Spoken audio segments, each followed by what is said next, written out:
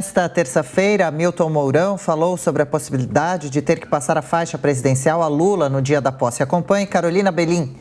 O vice-presidente da República, Milton Mourão, afirmou que tem quase certeza que Bolsonaro vai passar a faixa para Lula no dia 1º de janeiro. Mas Mourão não descartou que o presidente possa determinar que ele faça a entrega para o petista. Ao ser questionado sobre o assunto na saída do Planalto, o vice-presidente disse que, apesar dessa possibilidade, não acredita que isso vá acontecer. Não, acho que não. Vocês estão especulando essa história aí há horas, por aí, o cara publica, não sei o que, nada. Mas Bolsonaro já disse várias vezes que não pretende passar a faixa, por isso a pergunta da colega eu reforço. Gente, hoje que dia é? Hein? Diz aí pra mim. Pois é, faltam 2 meses ainda. O vice-presidente disse que não foi convidado para o primeiro pronunciamento de Bolsonaro após a eleição, mas classificou o discurso como excelente. Mourão afirmou que a declaração foi semelhante ao que havia sido combinado no dia anterior e que, apesar de não falar explicitamente, o presidente reconhece a vitória de Lula ao agradecer os votos que recebeu. O senador eleito pelo Rio Grande do Sul disse ainda que o pronunciamento de Bolsonaro pode ter sido um gesto importante para reduzir as manifestações nas rodovias. Acho que sim, acho que isso vai acontecer. A polícia está também agindo, né? Pediu apoio aí para a Força Nacional, para a Polícia Federal, né? E se por acaso, né, alguns persistirem, necessitar de alguma outra medida, serão tomadas, mas vamos com calma. Vai. Bom, Amanda Klein, é grande a expectativa, claro, para esse momento protocolar. Qual a sua opinião? Hamilton Mourão minimiza, diz que acha que Bolsonaro passa sim a faixa para Lula, você concorda?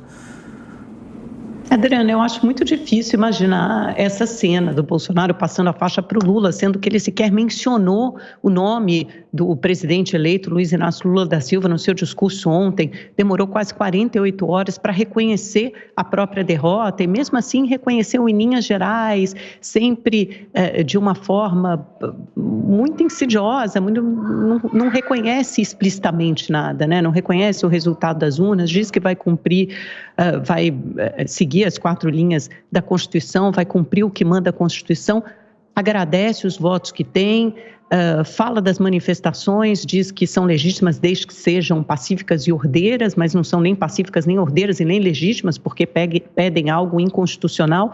Então, nesse diapasão que vivemos, acho muito difícil, porque o Bolsonaro não reconhece a democracia, ele não reconhece o outro como adversário, ele reconhece o outro como inimigo, a ser aniquilado.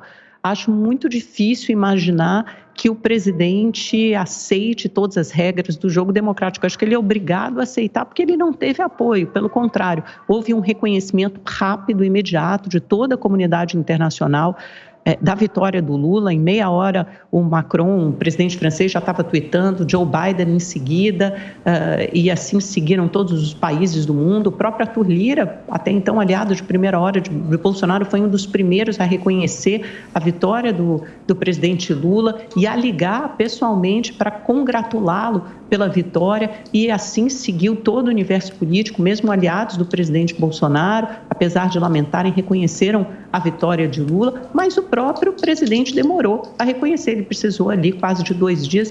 Eu o vejo muito no modelo que Trump seguiu nos Estados Unidos, tem muitas dificuldades em admitir essa derrota, em admitir a alternância do poder, alimentar teses infundadas de supostas fraudes nas urnas, alimentar teorias conspiratórias e seguir para a oposição nesse diapasão, sempre dialogando, alimentando, insuflando uma base radicalizada. É claro que o presidente Bolsonaro tem tudo para ser uma figura, uma eminência parda da oposição, pelo visto em Brasília, com casa financiada e paga pelo Partido Liberal de Valdemar da Costa Neto pelos próximos anos.